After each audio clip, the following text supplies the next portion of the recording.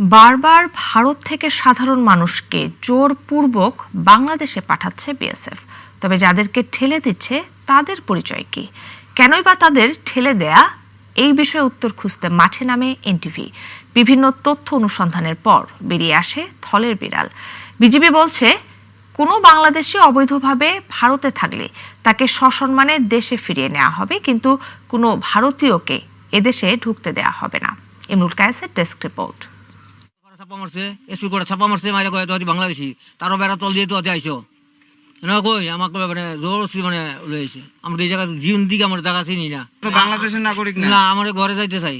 তাহের আলী, বয়স 55, তার আছে ভারতীয় পরিচয়পত্র, আছে বৈধ নাগরিকত্ব, অথচ এসবের তোয়াক্কা না করে বাংলাদেশি সাজিয়ে রাতের আধারে বাংলাদেশের ভূখণ্ডের দিকে ঠেলে দিয়েছে ভারত। এটি সম্প্রতি লালমনিরহাট সীমান্তে ঘটে যাওয়া ঘটনা। সেদিন এই তাহের আলীর মতো আরও 58 ভারতীয় নাগরিককে বিএসএফ এপারে জোর করে পাঠানোর চেষ্টা করে। 1963 মধ্যে জন্ম, আমি পাসেঞ্জার আসামের, ইন্ডিয়ার, আই কার্ড আছে, পান কার্ড আছে।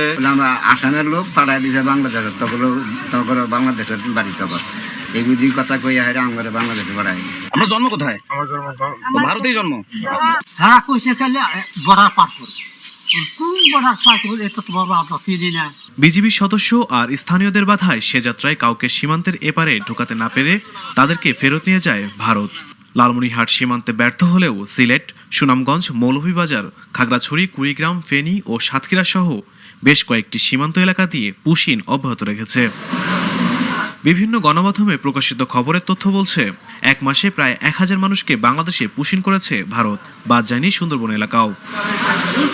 বিজিবি জানায়, সীমান্তে পুশিন ঠেকাতে নজরদারি বাড়ানো হয়েছে। এলাকায় কোনোভাবেই অপরিচিত লোক এবং কোনোভাবেই যারা পরিচিত নয়, দেখা মাত্রই তাদেরকে চ্যালেঞ্জ করা এবং সীমান্তে নজর রাখার সাথে সাথে বিজিবিকে খবর দেওয়া। তো যেখান থেকে পুশিন প্রবণ এলাকা হচ্ছে, এখান থেকে আমাদের ভিজিলেন্স আরো বাড়ানো হবে।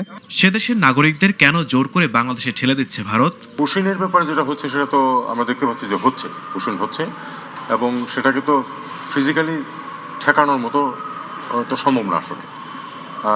এটা নিয়ে ভারতের সাথে আমাদের